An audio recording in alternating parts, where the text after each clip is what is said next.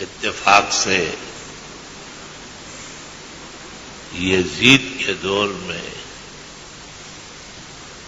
کچھ اختلافات بڑھ گئے اور حضرت حسین رضی اللہ تعالی عنہ ان کی حکومت سے مطمئن نہیں تھے اور انہوں نے اس کے لیے کوفہ خروج کیا. بدقسمتی سے وہ تشریف لے جانا اور کوفے والوں کا آپ کے ساتھ ہم رائے ہونا زیادہ موافق نہیں ہوا اور افسوسناک واقعہ عاشورہ محرم کو حضرت حسین کی شہادت کا اور ان کے رفقا کی شہادت کا پیش آیا دریائے فرات کے کنارے.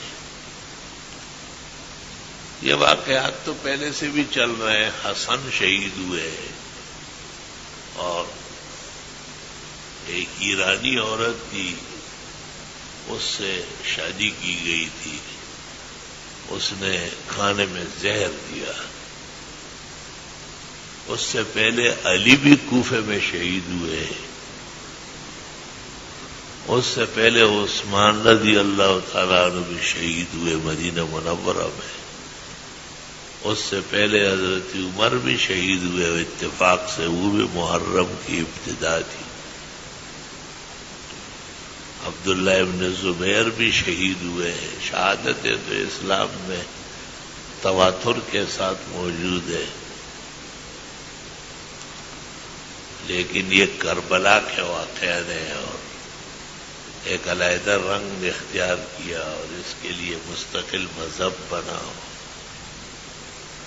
ان کے اصول و فروع علیحدہ ہے, یہاں تک کہ اذان بھی علیحدہ ہے, نمازیں بھی علیحدہ ہے. کسی ایک سنت کا بھی اقرار نہیں ہے. رفس کے ہاں کوئی سنت نہیں, کسی قسم کی سنت نام کی کوئی چیز نہیں.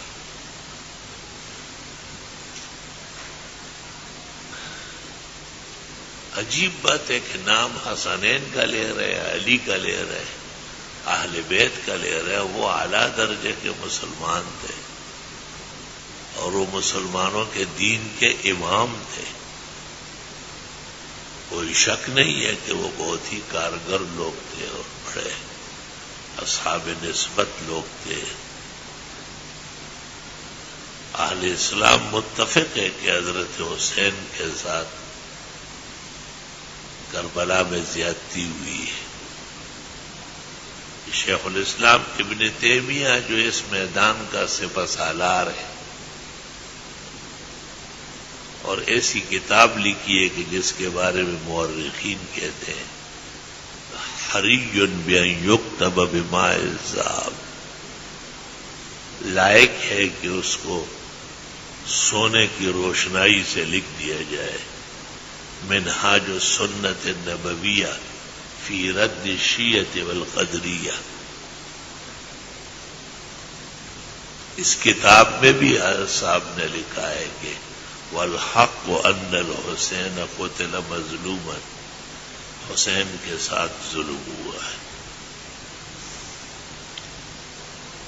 اور تمام عالم اسلام کی ہمدردیاں ہمیشہ حضرت حسین کے ساتھ رہی ہے, لیکن ہمارے ہاں ہمدردی ابھی حدود میں ہوتی ہے, آداب میں ہوتی ہے. ہمدردی کے لیے نہ جلوس ضروری ہے, نہ جلسہ, نہ ماتم, نہ منہ پیٹنا, نہ سینے کوٹنا.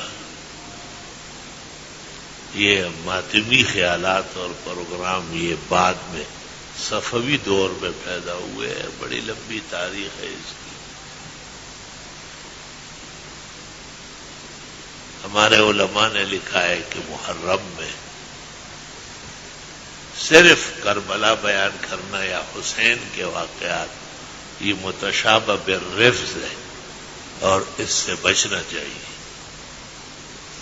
ہاں اگر صحیح چیزوں کا جواب دیا جائے اور بعض غلط باتیں جو پھیلائی گئی ان کے رد کے لیے